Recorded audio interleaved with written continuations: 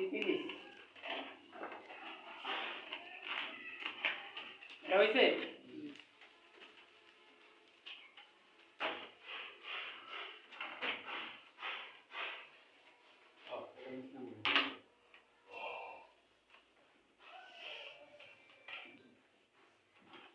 এর দুইটা হবে সিফিলিস তাহলে এর নামও সিফিলিস বাংলায়ও সিফিলিস ইংরেজিও সিফিলিস এই রোগের কারণ কি কজ ব্যাকটেরিয়া ট্রাইকোনামা প্যালিডাস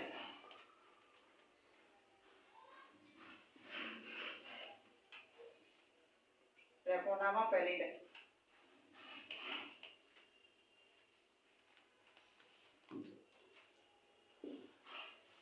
আর সিফিলিসের ব্যাকটেরিয়াটার নাম কি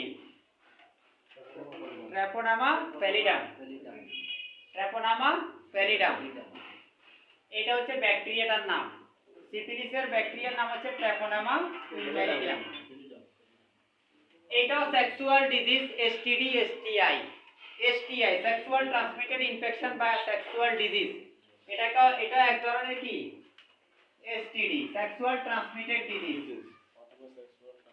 বা এসটিআই এসটিডি এগুলাকে এভাবে বলা হয় আচ্ছা এটাও ছড়ায় কিভাবে ওই যে সেক্সুয়ালি ছড়ায় এই রোগীর যদি রক্ত নেন আগের মতো তাহলে সেক্সুয়ালি ইন্টারকোর্সের মাধ্যমে ছড়ায় এই রোগীর আক্রান্ত ব্যক্তির রক্ত যদি আপনি নেন তাহলে ছড়াবে এই রোগীর আপনার লালা ওরালি লালা ইনজেকশন একই নিডল ইউজ করলে লালা থেকে ছড়ায় এই হচ্ছে আপনার সিফিলিসের কি ছড়ানোর কৌশল তাহলে এটা একটা যৌন রোগ যৌনবাহিত রোগ ওকে এই রোগের কারণ এবার আসেন লক্ষণ এই রোগ হলে কি লক্ষণ হবে এক নাম্বার গনোরিয়া যে লক্ষণ এটা তো আছে এটার সাথে বাড়তি হইব কি জেনিটাল আলসার যৌনাঙ্গে ঘা থাকবে জেনিটাল আলসার যৌনাঙ্গের মধ্যে কি হবে ক্ষত হবে এবং ইচিং হবে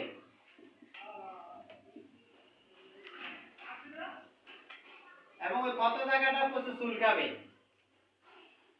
যৌনাঙ্গের মধ্যে ওখানে চুলকাবে এবং ওই জায়গাটা ক্ষত হয়ে যাবে ঘা হয়ে যাবে ঠিক আছে এবার আপনার ওই যে ডিসচার্জ যেতেও পারে নাও যেতে পারে কিন্তু যৌনাঙ্গ ক্ষত হবে জেনিটাল আলসার ওই জায়গাটা খুব চুলকাবে জ্বর আসবে এই রোগীর কি আসবে জ্বর আসবে তারপরে মুখেও ঘা আসতে পারে ঠোঁটে আছে না অনেক আছে না ঠোঁটে এখানে ঘা হয় মুখে ঠোঁটে ঘা হয় এটাও সিফিলিসের লক্ষণ এই যে ঠোঁটের আশেপাশে ঘা হয় না এটাও সিফিলিস থেকে হতে পারে তাহলে ওরাল ইনফেকশন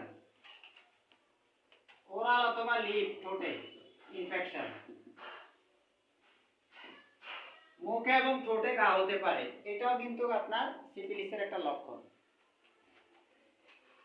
তাহলে আপনার মেইন লক্ষণ হচ্ছে অর্থাৎ গনোরিয়া এবং সিফিলিসের মধ্যে পার্থক্য হচ্ছে গনোরিয়ার ক্ষেত্রে যৌনাঙ্গে ঘা হয় না ক্ষত হয় না সিফিলিসের ক্ষেত্রে যৌনাঙ্গের মধ্যে কি হয় যেমন পেনিসের মুখে পেনিসের মাথায় আগায় ওই জায়গাটা চুলকাবে প্রচুর এবং ক্ষত হয়ে যাবে মহিলাদের ক্ষেত্রে যৌনাঙ্গের আশেপাশে চুলকাবে এবং ক্ষত হয়ে যাবে এগুলো হচ্ছে আবার মুখে ঠোঁটের পাশে মুখে ঘা আসে মুখের ভিতরে আসতে পারে এগুলো হচ্ছে সিফিলিসের লক্ষণ সাথে জ্বর হবে এবং এই জীবাণুটা অনেকের শরীরে দীর্ঘদিন পর্যন্ত বসবাস করে আপনি অনেক দিন পর্যন্ত সিফিলিসের জীবাণু বহন করতে পারেন বছরকে বছর আপনার শরীরে সিফিলিস আছে সিফিলিসের আপনার রক্তে সিফিলিসের জীবাণু আছে দেখা গেছে অনেকের আছে লক্ষণ অনেকদিন পর্যন্ত প্রকাশ পায় না সুপ্ত অবস্থায় থাকে সিফিলিসের আবার দুইটা প্রাইমারি কন্ডিশন সেকেন্ডারি কন্ডিশন আছে প্রাইমারি কন্ডিশনে দেখা গেছে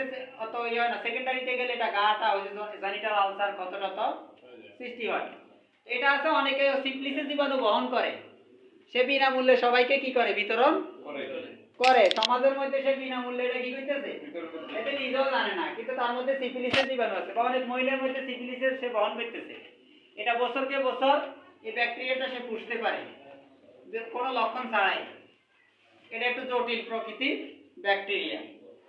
তাহলে কারণ লক্ষণ এটার এবার কি ইনভেস্টিগেশন, এটার ইনভেস্টিগেশন পরীক্ষা নিরীক্ষা অ্যাডভাইস এক নাম্বার, বিডিআরএল, আরেকটা হচ্ছে টিপিএইচএ। টিপিএইচএ হচ্ছে এটা নির্ভরযোগ্য টেস্ট। সিফিলিসের নির্ভরযোগ্য টেস্ট কি টিপিএইচএ।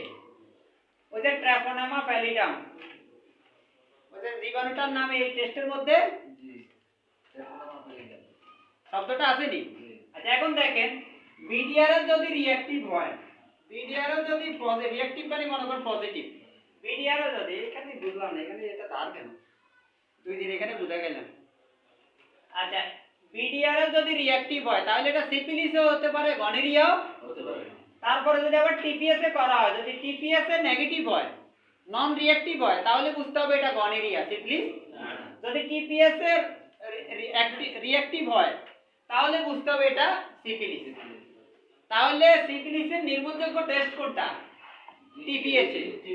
ডাইরেক্ট টিপিএইচ এ করলে আপনি সিফিলিস টেস্ট করতে পারবেন। যেহেতু বিডিআরএল করলো টিপিএইচ এ করা লাগবে, তাহলে আমার ডাইরেক্ট সিফিলিসের টেস্ট হচ্ছে টিপিএইচ। ক্লিয়ার? ওকে, এবার সিফিলিসে আসেন।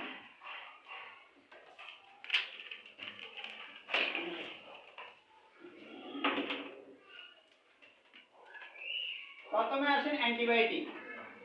অ্যান্টিবায়োটিক দেন injection ceftriaxone 2 gram daily for 7 থেকে 14 দিন। আপনি যদি সেফট্রিয়াক্সন 2 গ্রাম দিয়ে ট্রিটমেন্ট করতে চান তাহলে ডেইলি একটা 2 গ্রাম ইনজেকশন আইভি কে দিবেন, সর্বনিম্ন 7 দিন, সর্বোচ্চ 14 দিন, 7 থেকে 14 দিন দিতে হবে ডেইলি এক ডোজ করে 2 গ্রাম। অথবা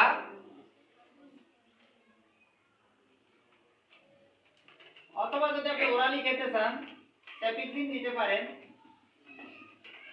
সেফিক্সিন 200 mg, সকালে একটা রাত্রে একটা, এটা হই যে 7 থেকে 14 দিন। অথবা লিভোফ্লক্সাসিন বা সিপ্রোফ্লক্সাসিন,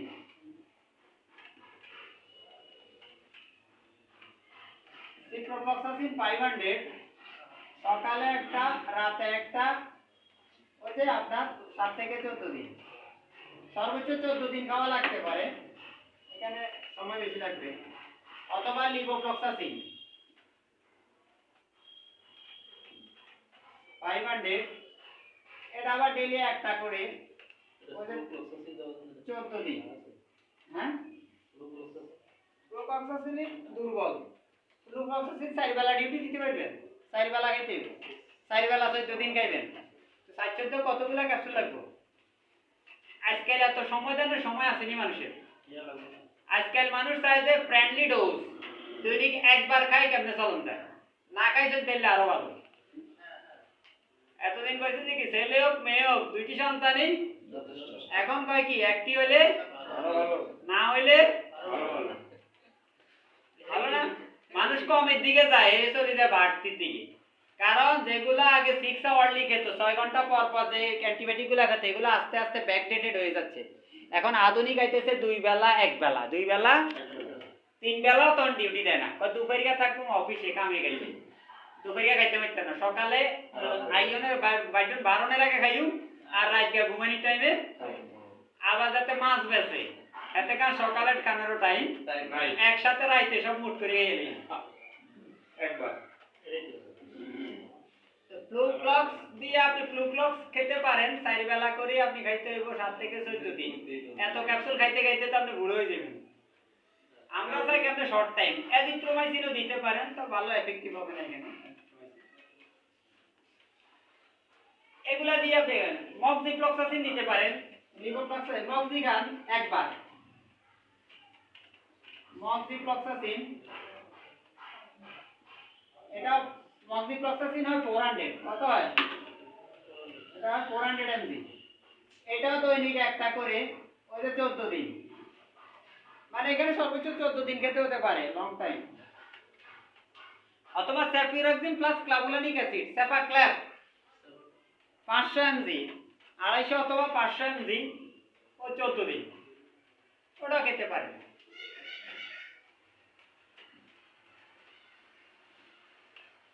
এক সময় ক্লক্স দিয়ে করছিল ফ্লুকক্সাসিলিনের আগে আরেকটা গ্রুপ ছিল ক্লক্সাসিলিন এরপরে বাইরেছে কি ফ্লুক্লক্সাসিলিন বাইরে অনেক ক্লক্সাসিলিন ব্যান্ড হয়ে গেছে ব্যান্ড মানে কি আর এটা চিনে না কেউ। অথচ আগে ক্লক্সাসিলিন ক্লক্স টি ক্লক্স টোনা টোনা হইলে খাইলে এটা হইলে ব্যথাও কমে যেত ওষুধেও অনার এই ওষুধে কাম করেনি। ক্লক্সাসিলিন ক্লক্স আছে কম 1 মিনিট আছে ক্লক্স আগে সিফিলিস গনোরিয়া যৌন রোগে ক্লক্স দিয়ে ট্রিটমেন্ট করতো। আবার ক্লক্সাসিলিনে যত ভালো কাজ করতো ফ্লুক্লক্সাসিলিন আবার অত ভালো কাজ করে না। আগের দিনের ওষুধগুলোর আবার ভালো ছিল, তখন জীবাণুও ছিল দুর্বল, এখন জীবাণু হয়ে গেছে শক্তিশালী, এই কারণে আগের ওষুধে অনেক কাজ আমনে যেরকম চালাক হইতেছেন দিন দিন করোনাও দিন দিন চালাক হইতেছে।